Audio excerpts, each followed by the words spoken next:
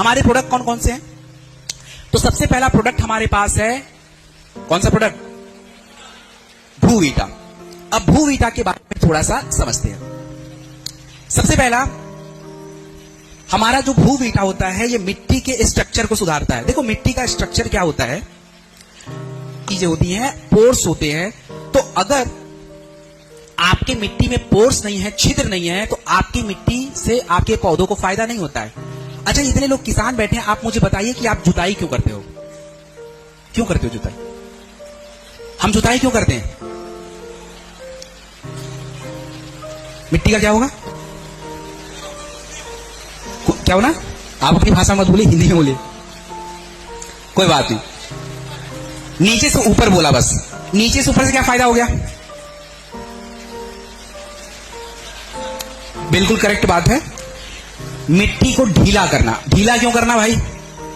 ढीला इसलिए करना होता है, मिट्टी लूज हो जाए। लूज होने का मतलब होता है कि मिट्टी के अंदर छिद्र हो जाएंगे, और जब उस छिद्र में, मतलब उस मिट्टी में जब आप पौधे डालेंगे, पानी डालेंगे, खाद डालेंगे, यूरिया डालेंगे, तो मिट्टी उसको क्या करेगा? एब्जॉर्ब कर लेगा। अगर आपने ढीला नहीं किया है तो जितने भी न्यूट्रिएंट्स, जितने भी पानी आपने मिट्टी में डाला है, वो जाएगा ही नहीं।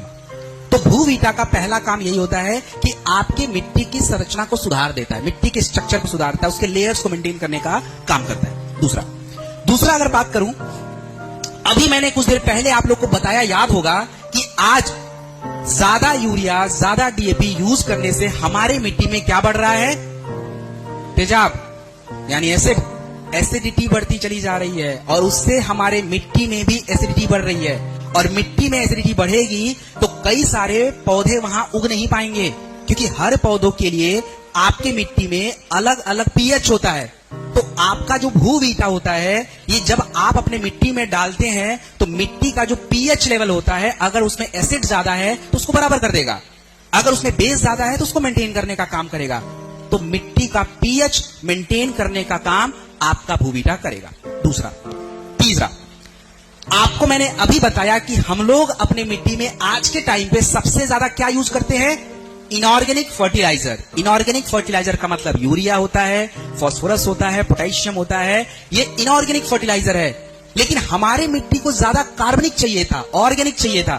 ऑर्गेनिक का मतलब होता है कार्बन। पहले लोग अपने मिट्टी में, आपने देखा होगा, गांव में अभी भी लोग करते हैं, राख डालते हैं, सुना है, देखा होगा। क्यों राख डालते हैं? वो कार्बन है। गोबर डाल दिया, ऑर्गेनिक कार्बन है। तो हमारे मिट्टी को कार्बन चाहिए, ऑर्गेनिक मटेरियल चाहिए। तो आपके भूवीटा के अंदर ऑर्गेनिक मैटर बहुत ज्यादा होता है, जिससे क्या होता है कि मिट्टी में कार्बन की मात्रा बढ़ती है। और कार्बन जो है हमारे मिट्टी को बहुत सारा हेल्प करता है खाना बनाने में, और जो भी ग्लूकोज की मात्रा, कार्बोहाइड्रेट की मात्रा, सब कुछ कार्बन से ही आएगी। और जब मिट्टी में कार्बन होगा तब मिलेगा। इसके बाद भूवीटा का चौथा काम, सबसे इंपॉर्टेंट काम है जो आपको समझना है। देखो मैंने आपके लिए जो है एक चार्ट बनाया है, इसको ध्यान से मैं समझा देता हूं, बहुत डिटेल में नहीं, थोड़ा सा बताऊंगा। हमारे मिट्टी में दो तरह के पोषक तत्व चाहिए होते हैं, जैसे हमारे शरीर को वैसे मिट्टी को। पहला पोषक तत्व हमारे जो खेतों को चाहिए, उसका नाम है carbon, hydrogen, oxygen, nitrogen, phosphorus, calcium, potassium, magnesium. तो आप लोगों ने नाइट्रोजन, फास्फोरस, पोटेशियम तो सुना है, क्योंकि दबा के डालते हो।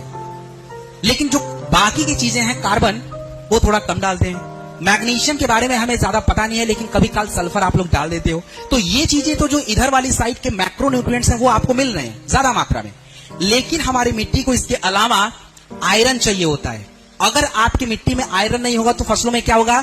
फसलों में क्या होगा कि भाई आपका पौधा जो है ना कमजोर हो जाएगा, स्टंट हो जाएगा, मतलब कमजोर, दुबला। इसके अलावा क्या होगा कि आपके पत्ते पीले पड़ने शुरू हो जाएंगे। इसके अलावा क्या होगा कि आपका जो फल, जो फ्लावर है, वो कमजोर हो जाएगा, अगर आयरन की कमी नहीं है। आयरन की कमी है तब तो हमें आयरन भी चाहिए। इसके अलावा हमारे मिट्टी में मैग्नीज चाहिए होता है, आपकी मिट्टी को बोरॉन चाहिए, कॉपर चाहिए, आपका जो है जिंक चाहिए, निकल चाहिए, कोबाल्ट चाहिए। ये सब हमें नहीं पता।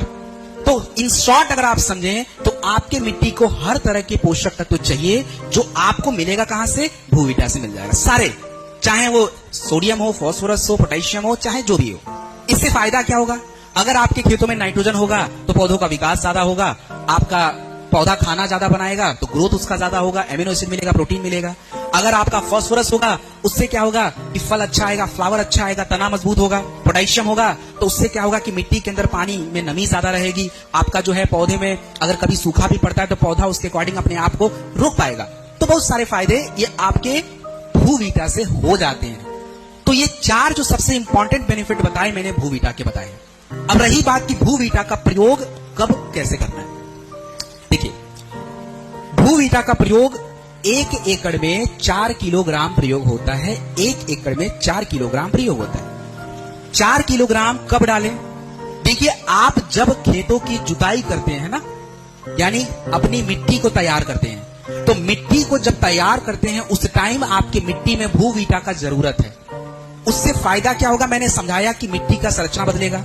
आपकी मिट्टी में क्या होगा कि पोषक तत्व बढ़ जाएंगे, आपकी मिट्टी का पीएच बदल जाएगा, आपकी मिट्टी में बैक्टीरिया भी बढ़ जाएंगे। तो ये सारा फायदा भूवीटा का होगा। तो भूवीटा हमेशा याद रखना है कि आपको अपनी मिट्टी को तैयार करने के दौरान डालना है, और किसी भी तरह की फसल में डालिए भाई। हमने जो प्रोडक्ट बनाए हैं ये मिट्टी को ध्यान में रख के बनाया है, फसल को ध्यान में रख के नहीं। क्योंकि हमें मिट्टी की फर्टिलिटी बढ़ानी है, मिट्टी की उर्वरा शक्ति बढ़ानी है। फसल की नहीं, फसल तो अपने आप आ जाएगा अगर मिट्टी अच्छी है तो ये काम आपको करना है। भूवीटा का 4 किलोग्राम प्रति एकड़ लैंड में आपको डालना है। और एक चीज और बता दूं, हम लोग दबा के यूरिया तो डाल देते हैं, लेकिन उस यूरिया का मिट्टी में यूज हुआ नहीं हुआ पता नहीं चलता। तो ये जो आपका भूवीटा अगर आप पहले डाले रहोगे तो होगा क्या कि मिट्टी जो आप यूरिया डाल रहे हो, जो आप फर्टिलाइजर डाल रहे हो, उसके अंदर जो तत्व हैं वो मिट्टी में अच्छे से यूज होने शुरू हो जाएंगे। अगर आपने भूवीटा डाला है उसका लॉस कम होगा। तो ये हमारा भूवीटा का फायदा।